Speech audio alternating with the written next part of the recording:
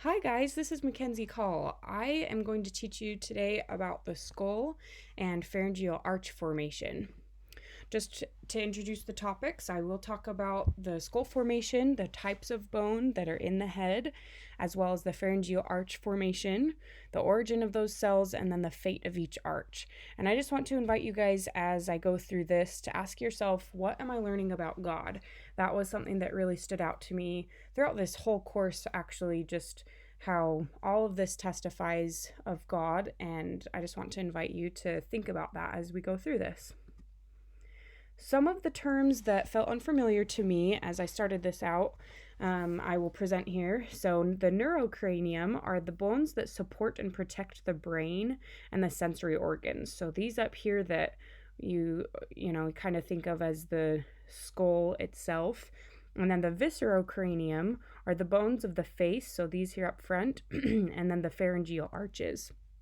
Now, the pharyngeal arches, they're also called branchial arches at times. I will call them pharyngeal arches here, but they are just embryonic structures that develop into various head and some upper body structures. The neurocranium is made up of three different parts. So the cranial base here that underlies the brain, the cranial vault that covers the brain, and then the sensory capsules. Those are the bones surrounding sensory organs, such as the eyes, so these here, the inner ears, and olfactory organs. There are two types of bone in the head. There's endochondral bone, which is formed through endochondral ossification, and then membrane, also known as dermal bone.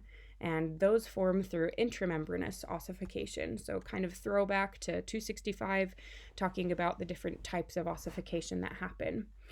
And it's interesting to note and very important to remember that skeletal structures in the head are formed from neural crest cells, not mesoderm. Most of the other skeletal structures throughout the body, they are formed from mesoderm, whereas the skull, those in the head, are formed from neural crest cells.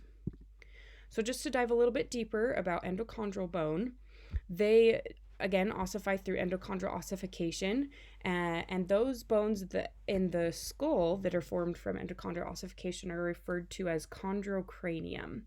These are the first bones to form in the embryo, and they protect the brain and sensory organs. They also contribute to the cranial base, and they fuse with those cartilaginous capsules around the otic and nasal pits. Now, they're formed from cartilaginous intermediates. There's three precursors for the endochondral bone. There's prechordal cartilage, hypophyseal cartilage, and parachordal cartilage. I'd like to show you a picture of each of those. So here we have this, the embryo that we're used to kind of seeing with the notochord here.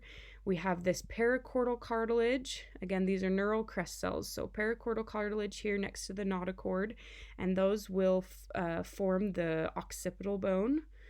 And then the hypophyseal cartilage here will form the sphenoid. And then these red cells here, the prechordal cartilage, will form the ethmoid bone. Now, the cranial vault bones do not grow to completion in the fetus. They are soft fibrous sutures that join the plates, and that just allows passage through the birth canal, and they'll continue to grow throughout infancy and childhood. So it is important to remember that, because if they fuse prematurely, it will lead to deformations. So one of those deformations is holoprosencephaly, and this is just the failure to properly form the midline being right here down the middle of the face. So this, in extreme cases, can lead to things like cyclopia or ocular hypotelorism, which is just close set eyes. It can also lead to cleft lip or cleft palate, microcephaly, sebocephaly, which is just a single nostril, which you can see in this baby does have sebocephaly, as well as trigonocephaly, which is a triangular skull. So rather than being rounded on the top, it is more pointed, and obviously can have serious repercussions for the brain. Now, current research is showing us that the cause of holoprosencephaly is from maternal alcohol exposure and excess vitamin A, as well as maternal diabetes. This just made me think about how the health of the mother does affect the health of the baby and how important it is for me as a woman to take care of my body, but also for each of us to encourage each other to take care of our bodies, because what we do does affect others. So moving on to the second type of bone, dermal bone, is formed through that intramembranous ossification. And in humans, these are only found in the head, with part of the clavicle as the only exception, which is really interesting to me. They contribute to almost the entire jaw and skull vault. So it's just interesting that this dermal bone is very particular to the brain, or sorry, to the head, and very particular to that. So the clinical significance of this dermal bone is a deformation called craniosynostosis. Again, talking about that premature closure of sutures. Again, those sutures are where membrane bones meet. So here in this picture, you can see there's the frontal bone and the parietal bone. Where they meet here is called the coronal suture, whereas where they meet here is called the sagittal suture. So this coronal suture and the sagittal suture are those that pertain to craniosynostosis. So if one of these sutures does close prematurely within the embryo, then it will cause increased growth at the other suture. And this baby here is an example of what will happen with that premature closure of the sutures. And obviously this affects intracranial pressure. It increases that pressure and can have neurological function defects. Something that was interesting to me as well about this is that FGFs are involved. So kind of bringing it back to the very first days of class, just talking about how signaling molecules are so important throughout all of embryology. And as the FGFs are involved, if they are in improper portions, they obviously will lead to deformations like this. Okay, now that we've talked about the different bones in the head, I'd like to teach you guys about the pharyngeal arches. Pharyngeal arches were really interesting to me because they do follow that pattern that we've kind of talked about, of the cells starting in one place, those neural crest cells starting in one place and then migrating to a specific area of the embryo. And again, just going back to the question that I encourage you guys to think about, this particular part made me think about how God follows distinct lines and patterns, and it made me appreciate the depth of this development, and just testified to me of the reality of God. I love that I could talk about the correlation of biology and God here. So glad to be at BYU, Idaho. So going into the pharyngeal arch formation, there are 5 pharyngeal arch pairs in humans, and they're named 1, 2, 3, 4, and 6.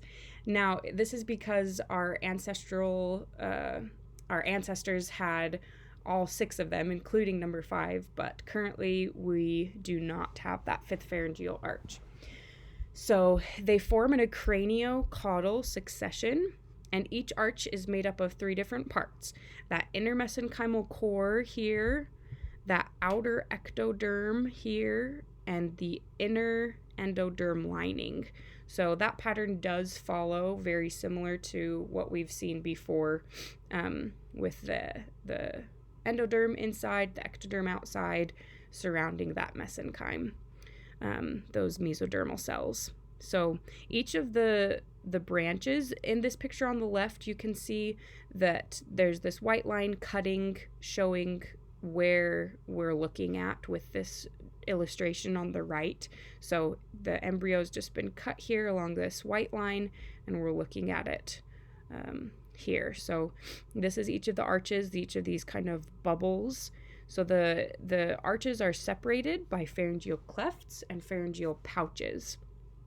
And this is important because it allows those cells to stay separated from each other. Within each of the arches, there's an arch cartilage. So that central cartilaginous skeletal element derived from neural crest cells will lead to the development of skeletal structures. And then there is the arch cranial nerve here, which will lead to, obviously, cranial nerves. And then arch artery will obviously lead to arteries. And then there's also head mesoderm within these arches that will lead to striated muscle rudiments. So we'll go into each of those 4 different things that come from the pharyngeal arches. The skeletal elements, the muscle elements, the cranial nerves, and the arteries. Starting with the skeletal structures, I just want to show you here. I'm not going to go into detail about each of the structures that are derived from the embryonic structures from the pharyngeal arches. You can kind of see that here, and in this table I've listed them out. But the takeaway from these next 4 slides is just to see that there are patterns, and the cells from each pharyngeal arch travel together and stay together in the developed structures. So as you can see, they're pretty linear in the skeletal structures. They stay in pretty defined linear patterns. And these skeletal structures are important because they're derived from neural crest cells. The muscular structures are particularly interesting to me because they weren't as clearly divided in a linear fashion like the skeletal structures. So obviously, as you can see, they're not in distinct lines like the skeletal structures. Arch 2, which is in that red-orange color, was particularly intriguing to me, because it developed into the facial muscles. So these facial muscles are very distinct patterns, and it's not linear at all. Although it isn't linear, they are distinct patterns and defined destinations for cells for each of the arches, but the facial structure or the facial muscles were particularly intriguing to me. It's also important to remember that these muscular structures are derived from head mesoderm rather than neural crest cells. So the arteries, I'd like to talk about the left and right patterning that happens with the arteries. In the muscular and skeletal structures, there's a general symmetry found. However, with the arteries, there's a few areas of asymmetry that really caught my interest. So arch 4, which is the orange color here, develops the arch of the aorta on the left here, whereas it forms the subclavian artery on the right here. And in addition, these cells of arch 4 contribute to the original sprouts of pulmonary arteries on both left and right sides. So they do work together to form symmetrical structures on left and right. But I did find that interesting that there were unique structures for the left and right side. It's also interesting because these cells start to dip down into the chest cavity, whereas most of the cells from the arches do remain within the head structures. The cranial nerves also dip down a little bit into the chest cavity, not as deeply as those the arteries, but still more so than the skeletal and muscular structures. So they do return back to follow more of a linear pattern like the skeletal structures. But the cells from arches 4 and 6 are interesting because they merge a little bit. They both contribute to the vagus nerve, which I thought was really interesting, that they merge here and contribute to that. So this picture on the left again is just the cells from the pharyngeal arches, whereas this picture on the right shows where the nerves actually grow into and will stay. And this picture on the bottom is just showing the parts of the oral cavity and the pharynx that are innervated by these nerves. So some research on the pharyngeal arches has shown us that the migration of neural crest cells come from the rhombomeres and form those pharyngeal arches. So the last paper that we went over in class, we talked about this, about the connection between rhombomeres and pharyngeal arches. So kind of bringing it back full circle, talking about that is pretty cool. So I really enjoyed reading about this. It really helped me understand that paper even more. So retinoic acid is critical in this process. It's really important because it drives those migration streams of the neural crest cells, and it contributes to the segmentation of the caudal pharyngeal arches, and that is just important to make sure that they go where they're supposed to go. An excess of retinoic acid can lead to hypoplasia, which is just excessively small cells. And that is a result of Accutane. So if the mother's using Accutane, it will lead to that. Again, going back to the concept of taking care of our bodies and making sure that we're aware of what we're putting in will affect our body, as well as, pregnant mothers, it will affect the fetus. So the gradient of the retinoic acid patterns the development of the hindbrain. It binds to the enhancer regions on genes. So some of those genes that affect pharyngeal development are HOX, TBX1, PAX9, and FGF8. And this was just interesting, again, because these genes and the retinoic acid, again, bringing things full circle to things that we've learned about in previous chapters.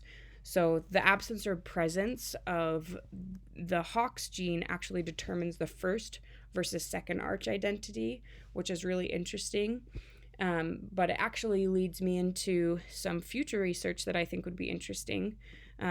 So as I just said, the HOX gene affects the first and second pharyngeal arches, but I do think that it would be interesting to understand all the genes that are affected by retinoic acid gradients, but also which genes lead to the development of which arches. It also is important to understand how to prevent the development of deformities like holoprosencephaly and craniosynostosis that I talked about earlier. And just coming back to how a mother's health affects her baby's health. So we need to take care of our bodies, and all of this is evidence of God to me. I've really enjoyed this class because it has further testified to me how God is real, and that biology and religion can be studied together. So pretty neat, all of this. Just going to, again, to show the reality of God and the importance of taking care of ourselves. So thanks for listening.